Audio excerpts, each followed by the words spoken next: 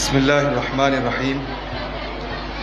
الحمد لله رب العالمين، والصلاة والسلام على سيد الأنبياء والمرسلين وعلى آله الطيبين الطاهرين وأصحابه الأكرمين أجمعين، أما بعد، فأعوذ بالله من الشيطان الرجيم. بسم الله الرحمن الرحيم. تلك حدود الله فلا تعتدوها ومن يتعد حدود الله فأولئك هم الظالمون. صدق الله العظيم وصدق رسوله النبی الکریم.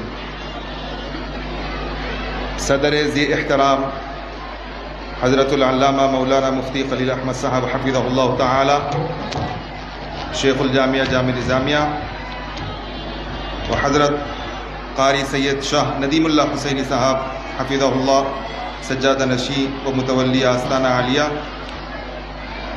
اور دیگر علماء اکرام و مشائخ اعظام و حاضرین اکرام، السلام علیکم ورحمۃ اللہ وبرکاتہ. میں سب سے پہلے اللہ کا شکر گزار ہوں کہ اس نے اس محفل مذاکرات میں مجھے یہ موقع عطا فرمایا ہے، اور ساتھ ہی میں جناب حضرت قاری سید شاہ ندیم اللہ حسینی صاحب قبلہ سجادہ نشین آستانہ عالیہ کا بھی اور دیگر اراکین انتظامیہ کا بھی شکر گزار ہوں کہ اختر کو اس بابرکت محفل میں مقالہ پڑھنے کی اور مقالہ پیش کرنے کا موقع عنایت فرمایا ہے. میری مقالے کا عنوان شریعت اسلامی اور یکساں سول کوڈ ہے، اور میرا یہ مقالہ میں نے ایک مقدمے اور 3 ابواب پر مشتمل ہے، اور ایک خاتمہ میں نے اس میں ذکر کیا ہے. وقت کی تنگی کی وجہ سے عربی عبارتوں کو اختصار کے ساتھ میں عرض کروں گا.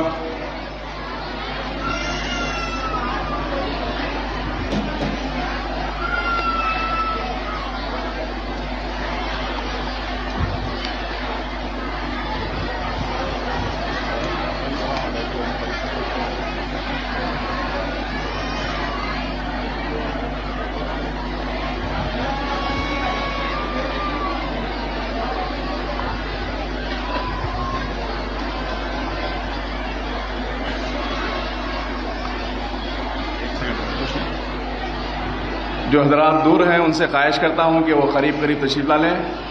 جو حضرات جلسہ گاہ سے دور ہیں ادباً درخواست کی جاتی ہے کہ وہ جلسہ گاہ میں تشریف لائیں اور قریب تشریف فرما ہو جائے.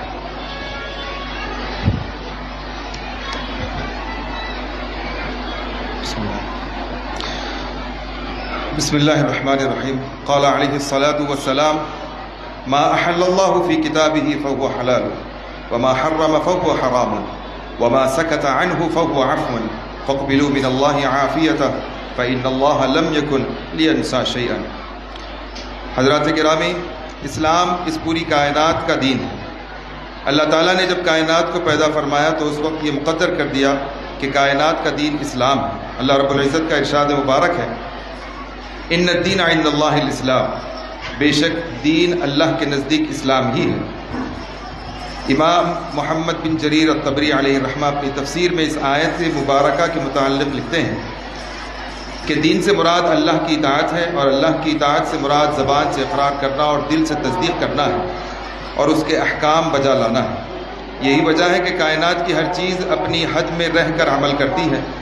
چاہے وہ شہد کی مکھی سے لے کر شمسی نظام تک، کائنات کا ہر ذرہ اللہ کے دیے ہوئے احکام کو نہایت بامانہ انداز میں انجام دے رہا ہے. اللہ رب العزت ارشاد فرماتا ہے: لِكُلٍّ جَعَلْنَا مِنْكُمْ شِرْعَةً وَمِنْهَاجًا، ہم نے تم میں سے ہر ایک کے لیے ضابطہ اور طریقہ مقرر کیا ہے. اس ضابطے اور طریقے کا تعلق خدا کی مخلصانہ اطاعت و بندگی سے ہے، جس کو اصطلاحاً دین کہا جاتا ہے. اس اعتبار سے دین اور شریعت لازم و ملزوم کی حیثیت رکھتے ہیں. اسلامی شریعت کی رہنمائی کا تعلق کچھ محدود مسائل تک ہی نہیں، بلکہ یہ ایک مکمل دستور حیات ہے جس میں انسانی زندگی کے رہنمائی اور سعادت کے لیے واضح احکامات اور روشن تعلیمات موجود ہیں. اور یہ شرعی احکام انفرادی اور اجتماعی زندگی کے ہر شعبے کا احاطہ کرتے ہیں. حاضرین اکرام، شریعت اسلامی کے اولین ماخذ کتاب اللہ اور سنت رسول ہیں، اور یہ اساسی قانون کی حیثیت رکھتے ہیں. مسلمانوں کا ازل سے عقیدہ ہے کہ عبادات کی طرح شریعت اسلامی بھی اپنی تمام تر تفصیلات کے ساتھ کتاب و سنت کی ہدایت پر مبنی ہے. مسلمانوں کے آئلی احکام جیسے شادی، طلاق، خلا، وراثت وغیرہ بھی نماز، روزہ، حج، زکوٰۃ جیسے مذہبی احکام کا حصہ ہے، کسی تہذیبی رسم و رواج کی طرح نہیں ہے۔ مسلمانوں کا یہ بھی عقیدہ ہے کہ اسلام میں قانون سازی کا حق صرف اللہ اور اللہ کے رسول کو حاصل ہے، اور زندگی کے تمام شعبوں میں اللہ کے قوانین و احکام کا ہی عملداری ہے، جس میں تبدیلی اور ترمیم کی معمولی بھی گنجائش نہیں ہے۔ جو حکم قرآن مجید میں ایسے واضح الفاظ سے آیا ہو، اس میں کسی دوسرے معنی کا احتمال نہ ہو، یا ایسی معتبر حدیث میں آیا ہو جس کے ثابت ہونے میں کوئی شک نہ ہو، تو وہ حکم قطعی حکم ہے اور اس میں کوئی تبدیلی نہیں ہو سکتی، کیونکہ قرآن مجید میں اللہ رب العزت کا ارشاد مبارک ہے، واضح طور پر ارشاد فرمایا ہے وَتَمَّتْ كَلِمَةُ رَبِّكَ صِدْقًا وَعَدْلًا لَا مُبَدِّلَ لِكَلِمَاتِهِ وَهُوَ السَّمِيعُ الْعَلِيمُ۔ ترجمہ، اور آپ کے رب کی بات سچائی اور عدل کی روح سے پوری ہو چکی ہے، اس کی باتوں کو کوئی بدلنے والا نہیں، اور وہ خوب سننے والا اور خوب جاننے والا ہے۔ عزیزان گرامی، آج دنیا میں کوئی مذہبی کتاب ایسی نہیں جو انہی لفظوں میں محفوظ ہو جن میں نازل کی گئی تھی، جبکہ قرآن مجید وہ واحد آسمانی کتاب ہے جس کا متن پوری طرح محفوظ ہے، جیسا کہ اللہ رب العزت کا ارشاد مبارک ہے اِنَّا نَحْنُ نَزَّلْنَا الذِّكْرَ وَإِنَّا لَهُ لَحَافِظُونَ۔ بے شک یہ ذکر عظیم قرآن کو ہم نے ہی اتارا ہے اور یقیناً ہم ہی اس کی حفاظت کریں گے۔ اس کا محفوظ رہنا اس لیے ضروری تھا کہ یہ آخری مکمل شریعت ہے، اس کے بعد نہ کوئی نبی آنے والے ہیں اور نہ ہی کوئی رسول اور نہ ہی کوئی دوسری شریعت۔ اس آخری شریعت خداوندی پر غور کریں گے تو اس کے متعدد امتیازات بالکل واضح طور پر معلوم ہوں گے کہ شریعت اسلامی کا ایک سب سے بڑا امتیاز یہ ہے کہ یہ شریعت آسان ہے، اہل ایمان کو ان کی طاقت و قوت کے مطابق ہی احکام کا مکلف بنایا ہے، ان پر کوئی حکم نافذ نہیں کیا جس پر عمل کرنا ان کے لیے مشکل ہو۔ قرآن میں اللہ تعالیٰ ارشاد فرماتا ہے کہ لا یکلف اللہ نفسا الا وسعها، اللہ کسی پر اس کی طاقت سے زیادہ بوجھ نہیں ڈالتا، یعنی ہر شخص بس اس حد تک مکلف ہے جس حد تک اس کو طاقت عطا ہوئی ہے۔ شریعت اسلامی نے خود اپنے احکام و قوانین میں اس امر کو ملحوظ رکھا ہے، اسی وجہ سے نہ تو اللہ کو یہ پسند ہے کہ بندے اپنے آپ پر کوئی تکلیف مالا یطاق ڈالے۔ اس آیت مبارکہ میں اہل ایمان کے لیے جو حکم ہے وہ اس بات کی دلیل ہے کہ ان پر ایک عظیم شریعت کی ذمہ داری ڈالی جا رہی ہے۔ شریعت اسلامی کے آسان ہونے کی مثالیں قرآن و حدیث میں موجود ہیں۔ مثلا ماہ سیام میں ہر صاحب ایمان پر روزہ رکھنا فرض ہے، لیکن مریض اور مسافر کو روزہ نہ رکھنے کی اجازت ہے، اور جب عذر دفع ہو جائے تب قضا شدہ روزہ رکھ لے۔ اس رخصت کے ذکر کرنے کے بعد اللہ رب العزت ارشاد فرماتا ہے یرید اللہ بکم اليسر ولا یرید بکم العسر، اللہ تم سے آسانی چاہتا ہے، تنگی نہیں چاہتا۔ علامہ قرطبی نے اس آیت مبارکہ کی تفسیر فرماتے ہوئے لکھا ہے کہ فالوجہ عموم اللفظ من جمیع امور الدین، یعنی لفظ کا عموم تمام امور دینیہ کو شامل ہے۔ اسی طرح مسئلہ رضاعت ہے، دودھ پلانے کا مسئلہ ہے، اگر مطلقہ عورت، طلاق جس کو دی جا چکی ہے، ایسی عورت اگر اپنے بچے کو دودھ پلائے تو اس کے نان نفقے کی ذمہ داری بچے کے باپ پر ہوگی۔ حضرت سعید بن بردہ رضی اللہ تعالی عنہ سے روایت ہے، وہ اپنے والد سے اور وہ اپنے دادا سے بیان کرتے ہیں کہ رسول اللہ صلی اللہ علیہ وسلم نے انہیں اور حضرت معاذ بن جبل رضی اللہ عنہما کو روانہ فرمایا تو انہیں ہدایت فرمائی کہ سختیوں سے اجتناب کرو، آسانیاں پیدا کرو، لوگوں کو خوشیوں کے پیغام دینا اور نفرتیں نہ پھیلانا اور ایک دوسرے کا تعاون کرنا۔ حاضرین کرام، دین میں آسانی کا مطلب یہ نہیں کہ سب لوگ اپنے اجتہاد سے اس میں آسانی کے نام پر رد و بدل شروع کر دیں۔ اس میں جو آسانی ہونی تھی اس کا ہمیشہ کے لیے تعین فرما دیا گیا، اس میں ترمیم و اضافے کا اختیار کسی بادشاہ وقت، کسی پارلیمنٹ یا کسی حکومت کو حاصل نہیں۔ یہ تو ایک طرف سوائے شاعرے کے کوئی اس میں زیر و زبر کی تبدیلی کرنے کا بھی مجاز نہیں۔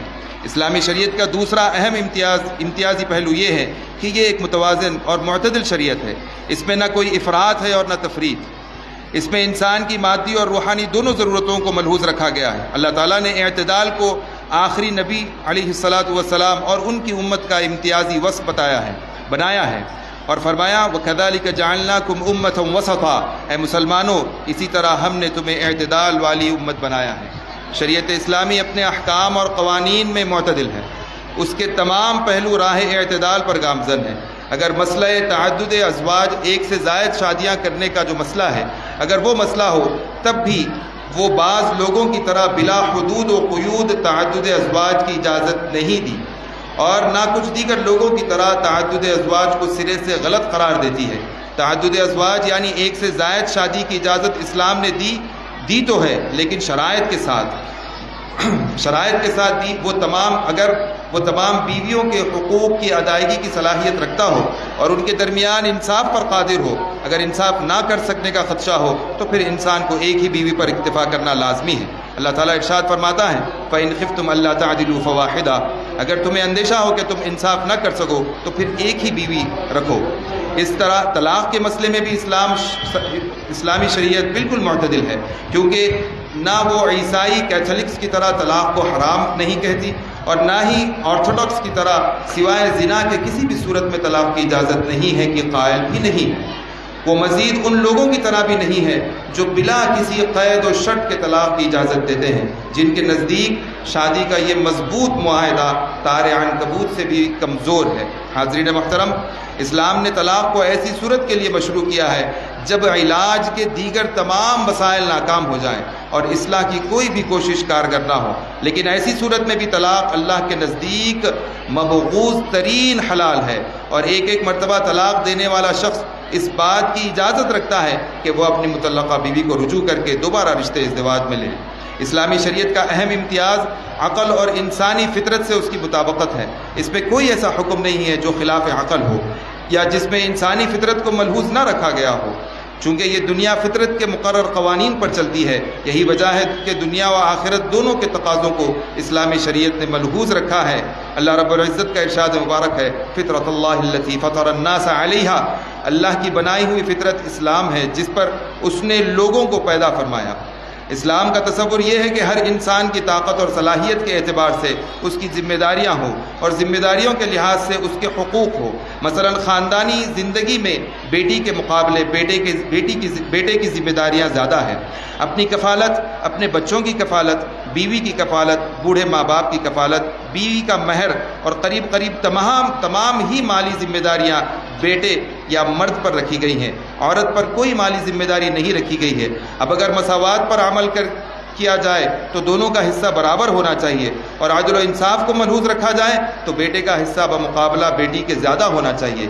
شریعت نے اسی دوسرے پہلو کو ملحوظ رکھا ہے۔ اس حقیقت کو نظر انداز کرنے کی وجہ سے بعض لوگوں کو غلط فہمی ہوتی ہے اور ان کو لگتا ہے کہ اس میں لڑکی کے ساتھ ناانصافی کی گئی ہے۔ نظام فطرت پر قائم رہنے میں ہی انسان کی بھلائی ہے حاضرین اکرام، اور اس سے ہٹ جانے میں سوائے نقصان کے اور کچھ نہیں۔ لیکن جب انسان فطرت کا باغی بن جاتا ہے تو شہوت پرستی کے سارے حدود ٹوٹ جاتے ہیں۔ اسلام کسی بھی ایسے عمل کو قبول نہیں کرتا جو فطرت کے خلاف ہو، چاہے سارے لوگ حکومتیں مل کر اس کو جائز قرار دینے کی کوشش کریں، اور یہی اصول شریعت کی تعلیمات میں کار فرما ہے۔ غرض کہ اسلامی شریعت کا قانون فطرت کے مطابق ہوتا ہے، جبکہ انسان کا بنایا ہوا قانون اکثر فطرت کے تقاضوں کے خلاف اور خواہشات کے تابع ہوتا ہے، جس کی وجہ سے انسان نہ صرف آخرت میں بلکہ دنیا میں بھی نقصان و خسارے میں ہوتا ہے۔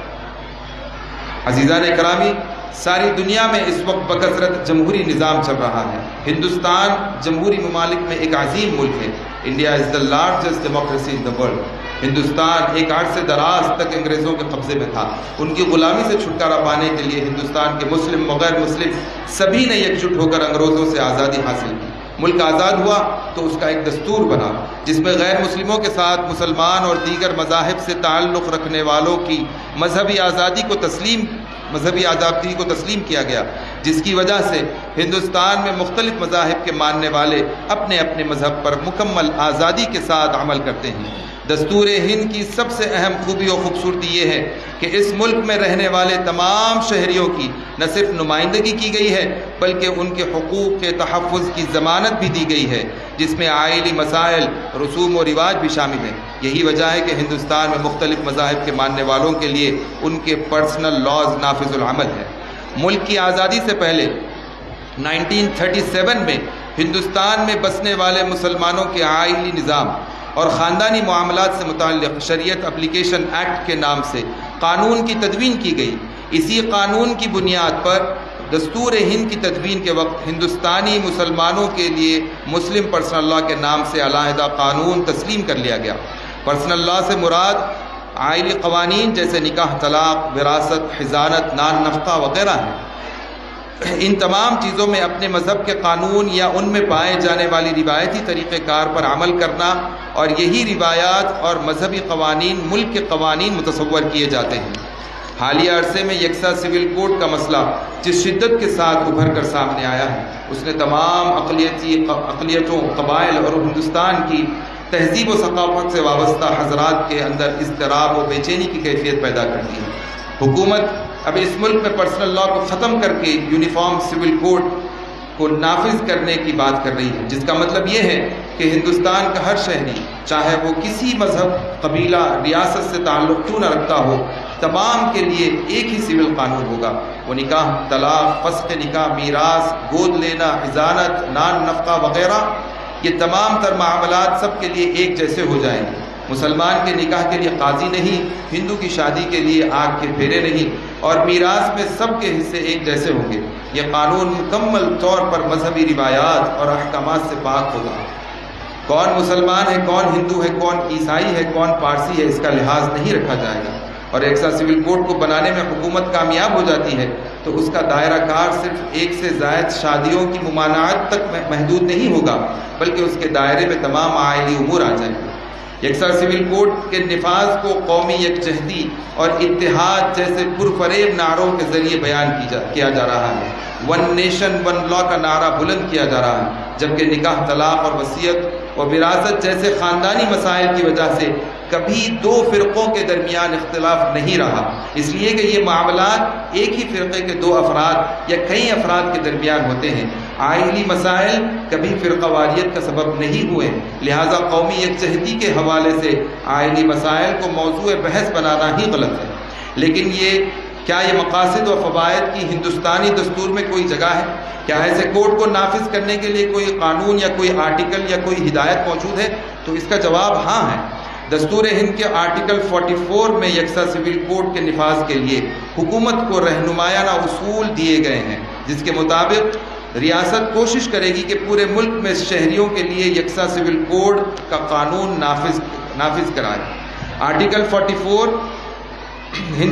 دستور ہند کے چوتھے حصے میں شامل ہے، جو ریاست کے لیے ڈائریکٹو پرنسپلز پر مشتمل ہے، اور دستور ہند کا چوتھا حصہ حکومت کے لیے مناسب حکمرانی کے مقاصد و اہداف کا تعین کرتا ہے، جبکہ آرٹیکل 37 جو خود چوتھے حصے کی ایک کلید ہے، اس کے مطابق دستور کے چوتھے حصے میں موجودہ تمام قواعد کو کوئی عدالت نافذ نہیں کرے گی، بلکہ یہ حکومت پر لازم ہوگا کہ وہ قانون سازی میں ان اصول کا لحاظ کرے۔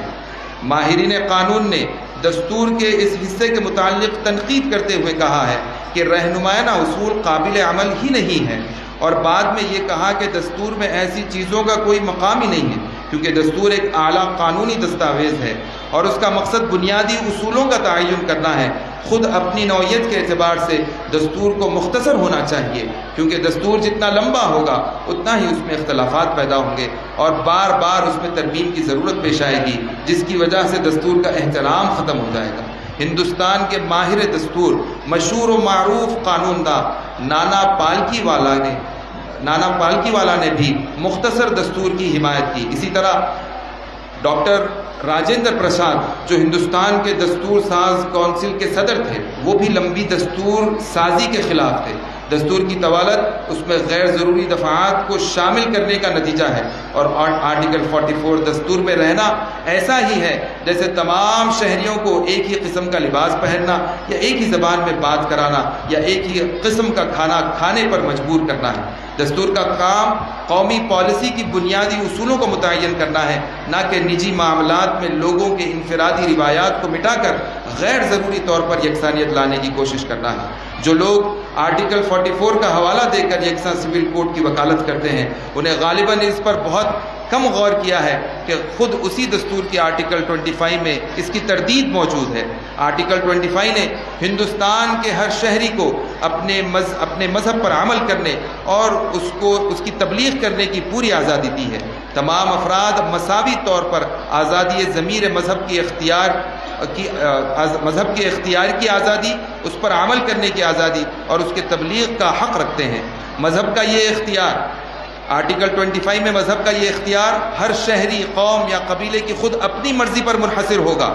اس لیے آرٹیکل 25 کی تشریح میں یہ واضح کر دیا گیا ہے کہ سکھوں کی قوم کی مذہبی آزادی میں ان کا یہ حق شامل ہے کہ وہ اپنے عقیدے کے مطابق اپنے ساتھ کرپان یعنی جو تلوار ہے وہ رکھ سکتے ہیں۔ اسی طرح آرٹیکل 29 میں ہر شہری کو اپنی تہذیب، ثقافت اور زبان کی حفاظت کا حق حاصل ہے۔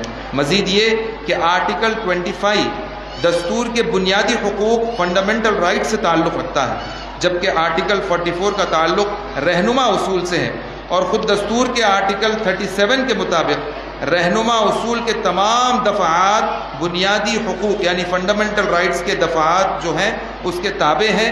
ایسی صورت میں آرٹیکل 44 کا حوالہ دے کر حکومت کا یہ کہنا کہ وہ یکساں سول کوڈ کو بذریعہ قانون ملک میں نافذ کریں گے خود دستور کی روح کے خلاف ہے۔ مسلمانوں کا ازل سے عقیدہ ہے کہ عبادات کی طرح اسلامی نظام معاشرت بھی اپنی تمام تفصیلات کے ساتھ کتاب و سنت کی ہدایت پر مبنی ہے۔ مسلمانوں کے آئلی احکام، شادی، طلاق وغیرہ، یہ تمام کی قانون سازی صرف اللہ اور اس کے رسول کے حق میں آتی ہے۔ اسی طرح سپریم کورٹ کے جج جسٹس RN سنہا جو ایک ڈویژن بینچ کے فیصلے میں لکھتے ہیں کہ شادی، وراثت، طلاق اپنی نوعیت اور حیثیت میں اتنا ہی مذہبی ہے جتنا کہ عقیدہ ہے۔ قاضی کے سامنے ایجاب و قبول کرنا یا آگ کے سامنے پھیرے لینا اتنا ہی عقیدے کا مسئلہ ہے جتنا کہ خود عبادت ہے۔ سیاسی جماعتوں اور تنظیموں کے ساتھ ساتھ ملک کی عدلیہ نے بھی وقتاً فوقتاً یکساں سول کوڈ کی بات کی ہے، چاہے وہ شاہ بانو کا کیس ہو یا سرلا مقدل کا۔ عدالت عالیہ نے یکساں سول کوڈ کے نفاذ کی تجویز دی، جبکہ آرٹیکل ڈائریکٹو پرنسپلز کے تعلق سے یہ بات واضح کی جا چکی ہے کہ دستور ہند کا جو چوتھا حصہ ہے صرف اور صرف قانون ساز اسمبلی اور پارلیمنٹ کے لیے ہے۔ عدلیہ کو، سپریم کورٹ کو یا کسی ہائی کورٹ کو اس میں کوئی عمل دخل نہیں ہے۔ اس کے باوجود عدلیہ نے اس تعلق سے تجاویز پیش کی ہیں جو کہ عین دستور کے خلاف ہیں۔ 1985 کا مشہور کیس شاہ بانو، جس میں ایک مسلم مطلقہ بیوی کے نفقے کو مسلم پرسنل لا سے خارج کرتے ہوئے سیکشن 125 CRPC کے تحت کر دیا گیا تھا، جس کا مطلب یہ تھا کہ مطلقہ بیوی کا نفقہ صرف مدت عدت تک ہی نہیں بلکہ اس کے بعد بھی جاری رہے گا، یہاں تک کہ وہ خاتون خود مکتفی نہ ہو جائے یا دوسری شادی نہ کر لیں۔ اسی طرح 2019 میں طلاق ثلاثہ کو کالعدم قرار دیا گیا اور ان قوانین کو عورتوں کے حقوق کے تحفظ کے تحت بدلایا گیا، لیکن اصل میں یہ قوانین شریعت اسلامی کے خلاف ایک منظم سازش ہے۔ ان قوانین کے نفاذ کے بعد ملک بھر میں علماء اکرام نے مشائخ اعظام اور عوام الناس سے سخت مخالفت کی، اس کے باوجود حکومت نے ان قوانین کو باقی رکھا ہے۔ ان قوانین کے مضر اثرات کچھ اس طرح سامنے آئے ہیں کہ فرضی مقدموں کی بھرمار ہو گئی۔ ریاستی ہائی کورٹس نے ایسے فرضی مقدموں کو خارج کرتے ہوئے ان قوانین کے نام پر شوہروں کو ہراساں کیے جانے کی روک تھام کی تجویز بھی پیش کی ہے۔ اتنے مختصر سے عرصے میں ان قوانین نے اپنے مضر اثرات دکھانے شروع کر دیے۔ اگر تمام عائلی مسائل کو یکساں کر دیا جائے گا تو کیا حال ہوگا، یہ بات ایک دانشور اور عقل مند آدمی کو سمجھنے کے لیے کافی ہے۔ ہندوستان جیسے ملک میں یکساں سول کوڈ کا نفاذ کا تصور ہی محال ہے۔ ساری دنیا میں یہ ملک اپنی تہذیبی اور تمدنی اقدار کی وسعت کے لیے جانا جاتا ہے۔ یہ ملک ابتدائی سے مختلف مذاہب اور متعدد ثقافتوں اور تہذیبوں کے ماننے والوں کا مرکز رہا ہے۔ یہاں پر چند کلومیٹر کے فاصلے پر ایک نئی تہذیب اور رواج دیکھنے کو ملتا ہے۔ مختلف مذاہب کے لوگ اپنے مذہبی قوانین پر عمل کرتے ہیں، اور اگر یہ بات کہی جائے کہ دیگر ملکوں کی طرح یکساں سول کوڈ قانون نافذ کرنے دیگر ملکوں نے یکساں سول کوڈ نافذ کر کے ترقی کی ہے یا وہاں ان کے نفاذ سے یکجہتی پیدا ہوئی ہے، تو اس بات کا بھی لحاظ رکھنا چاہیے کہ ہندوستان کا رقبہ اور آبادی ذیلی بر اعظم کہلاتا ہے، اور یہ ملک کثیر مذہبی اور تمدنی ملک ہے۔ یہاں یکساں سول کوڈ نافذ کرنا نقصان دہ ہو سکتا ہے۔ یونیفارم سول کوڈ کو مذہبی آزادی پر کاری ضرب ہے، بلکہ مذہبی آزادی چھین لینے کے برابر ہے۔ یونیفارم سول کوڈ پر 21ویں لا کمیشن نے کیا کہا تھا؟ لا کمیشن نے 2016 میں ایک سوال نامہ جاری کر کے یونیفارم سول کوڈ پر لوگوں کی رائے مانگی تھی، اور اس پر 75,378 75,375 جواب وصول ہوئے، جس پر غور کرنے کے بعد 2018 میں لا کمیشن اس نتیجے پر پہنچا کہ اس وقت یکساں سول کوڈ نہ تو ضروری ہے اور نہ ہی مطلوب۔ اس کی جگہ اس نے برابری کو یقینی بنانے اور تفریق آمیز رسوم و رواج کو ختم کرنے کے لیے پرسنل لاز میں کچھ اصلاحات کی وکالت کی۔ 14 جون 2023 کو ہندوستان کے 22ویں لاء کمیشن نے یکساں سول کوڈ کے بارے میں وسیع پیمانے پر عوام اور تسلیم شدہ مذہبی تنظیموں سے آراء و خیالات طلب کرنے کا دوبارہ فیصلہ کیا ہے۔ 1955 میں ہندوستان کے ہندو قوانین کو یکساں کوڈ کی شکل دی گئی اور ہندوؤں کی شادی، طلاق، میراث، اڈاپشن وغیرہ کے لیے یکساں قانون نافذ کیا گیا۔ کیا یہ قانون یکسانیت پر مشتمل ہے؟ جواب ہے نہیں۔